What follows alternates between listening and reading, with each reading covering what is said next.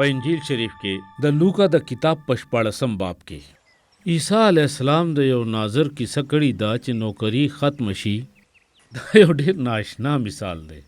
د دې مطلب بالکل واضح دی، خو د دې په تفصیل باندې پوهېدل زموږ علم او رسم و رواج سره تعلق ساتي.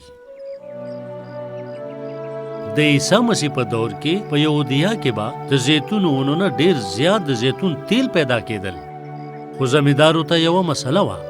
د زیتون فصل به تر هغې نه خرڅېده تر څو چې به دا پوخ شوی نه او هم په دغه دوران کې به خلکو خپل قرضونه هم واپس کول.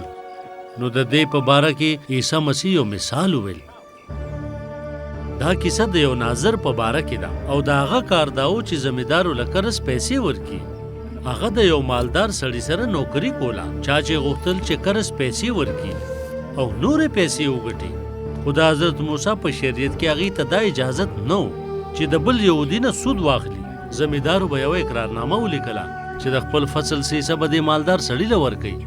دا دومره ښه کار نه و. نو په دې وجه هغه مالدار سړي د دې کار دپاره یو ناظر مقرر کړی، خو نن هغه مالدار سړی غوسه و. دا ستا په هکله څه خبرې اورم؟ ته زما پیسې بربادې؟ دا تا څه راغستی؟ د دې نه پس به ته زما ناظر نه، خپل حساب کتاب راوړه او ما سره حساب وکړه. ناظر ته په داسې حالاتو کې هیڅ امید نه ښکارېده. هغه ته نه وه معلومه چې چېرته لاړ شي او څه وکړي. او دا سړی په صحت هم دومره ښه نه و. هغه په پټو کې د مزدور په طور کار نه شو کولی او په داسې حالاتو کې بیا هیڅ چا هم هغه خپل ناظر نه جوړولو او په خیر غوښتو کې هم شرمېده. نو هغه له خامخا د دې څه حل راویستل پکار و. تر راتلونکو یو څو ګنټو پورې حساب کتاب د هغه په اختیار کې و او هغه ډېر هوښیار و.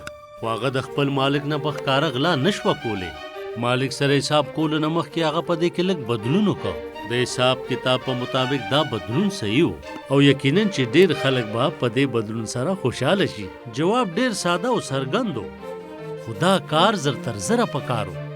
هغه په خپل دفتر کې و او نمبر په نمبر یې ټولو زمیندارو پسې پیغام ولېږلو او هغه غوښتل چې په یو وخت باندې صرف یو کس د هغه خواته راشي او ډېر په بېصبرۍ سره د هغې په انتظار کې و. د زیتونو د فصل په کاروبار کې د ګټې هیڅ پته نه لګېده. نو قرضدارو به د 50 توږي تیلو برابر قرض اخیسته، خو واپس به یې د 100 لوږي تیلو برابر ورکولو. د قرض په 2 چنده به یې واپس ورکاو. نو زمیندار سمدستي راغی. هغه ته پته وه چې ضرور څه چل دی، خو ناظر ورسره ډېر په خوشحالۍ ملو شو. خیر علي، دا راته ووایه زما د مالک په تا څومره قرض دی؟ د خونو 100 لوږي تیل. تاسو ولې دا تپوس کوئ؟ خیر خدای کنه کینا، دا ستا کاته ده او زر 50 ولیکه. څه رښتیا؟ دا د سود نه بغیر قرض و. سود ته ختم کړی شو. زمیندار دې اورېدو سره ډېر زیات خوشحاله شو. ناظر په هغه دومره مهربانه شه چې یقین یې نه راته. خو څه چې هغه قرض ورکړي و نو قرضدار یې هغه نیم ولیکل. په لږ وخت کې ناظر حساب برابر کړ او مهر یې پرې ولګو. نو د زمیندار ټول خفګان او فکرمندي ختمه شوه. هغه به همیشه دپاره ډېر شکرګزار وي او چې کله هم هغه له د څه کولو ضرورت وي نو هغه به د ناظر دپاره په خوشحالۍ سره کوي. د خدای په امان. ډېره مهرباني. یو بل زمیندار د غنمو تر فصله پورې قرض پیسې اخیستې وې او په دې باندې 0% سود او 15% به په بازار کې د نرخ کمېدو په وجه زیات ورکولو. اوس ناظر غوښتل چې هغه زمیندار سره ملو شي. پیغام بالکل ساده و، زر راشه. د وضاحت ضرورت نه و، بس صرف دا پیغام رسول. یو ځل بیا ناظر د یو سوال سره خبرې شروع کړې. دا راته ووایه زما د مالک په تا څومره قرض دی؟ 100 بوجې غنم. خپله کاته واخله او 80 بوجې ولیکه. یو ځل بیا اقرارنامه بدله شوه او زمیندار ته یې فایده وشوه. پکار دی چې قرض په خپل وخت باندې ورکړي، خو بغیر د سوده. ډېره مهرباني. اوس دا دواړه سړي د هغه قرضدار یو او هغې غوښتل چې ناظر له د ډوډۍ دپاره دعوت ورکړي. په هغوی کې کیدی شي چې یو کس هغه ځان سره کار کې هم شریک کړي. نو دغه شان دا سلسله جاري وه. نو د ماښام په وخت ډېر خلک خوشحاله وو او د ناظر صفتونه یې کول. مالک له څه کول پکارو؟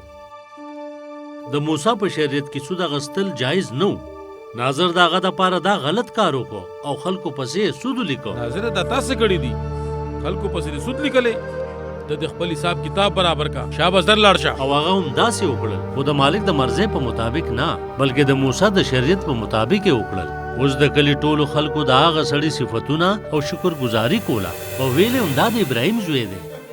کېدای شي د ناظر دا کار د مالک نه خوښ شوی خو د هغه د هوښیارتیا به ضرور تعریف کړي او په آخر کې مالک ته خپل حق میلاو شو او د ناظر یو څو ښه ملګري جوړ شو.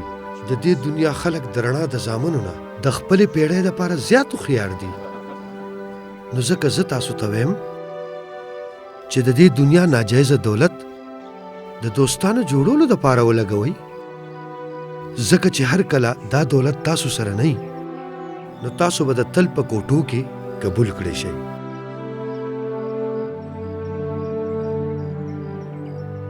عیسی مسیح د مالک یا د هغه د ناظر د اخلاقو په باره کې څه ونه ویل. ای د دې دنیا خلکو هغه د دې په باره کې هیڅ ونه ویل چې څه صحیح دی یا غلط. هغه صرف دا وویل ناظر ډېر هوښیار او په لږ وخت کې هغه د پیسو ډېر حساب کتاب وکړو، ځکه چې کله مالک هغه د نوکرۍ نه وباسي نو هغه ځان سره پیسې نشي وړی، نو هغه دا پیسې د ملګرو جوړولو دپاره استعمال کړي. زمونږ ژوند کې څه ناڅه پیسې زمونږ په اختیار کې دي. کله چې مونږ مړه شو نو دا مونږ ځان سره نشو وړی، نو چې دا مونږ سره دي نو پکار دی چې دا هوښیارتیا سره استعمال کو. د دې دا مطلب نه دی چې پیسو سره مونږ جنت ته تللی شو، بلکې د دې مطلب دی چې په دې دنیا کې د ښه کولو دپاره مونږ سره ډېر لږ وخت دی، خو څه چې مونږ سره دي نو د دې په وسیله مونږ نورو له برکت ورکولی شو او بیا به دا برکت مونږ ته واپس ملاویږي. د الله تابعداري کول او د نورو خلکو مدد کول یو ډیر افضل کار دی.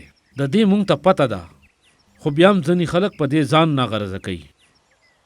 که چېرې مونږ په کاروبار کې داسې رویه ولرو څنګه چې د الله دپاره لرو نو کېدای شي ډېر کسان سره پورې هر څه بیلي.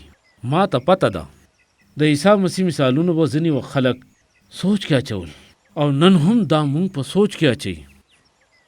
دا بالکل هغه څه دي د څه چې عیسی اراده لرله. د الله په امان. ګرانو اورېدونکو یقینا چې دا کیسه به ستاسو خوښه شوې وي. همدغه شان نورو کیسو اورېدلو دپاره تاسو ضرور زمونږ چینل سبسکرایب کړئ او که تاسو دا کیسې بغیر د انټرنیټ نه اورېدل غواړئ یا موږ سره رابطه کول غواړئ نو د پلی سټور نه زمونږ د کیسو ایپ ډاونلوډ کړئ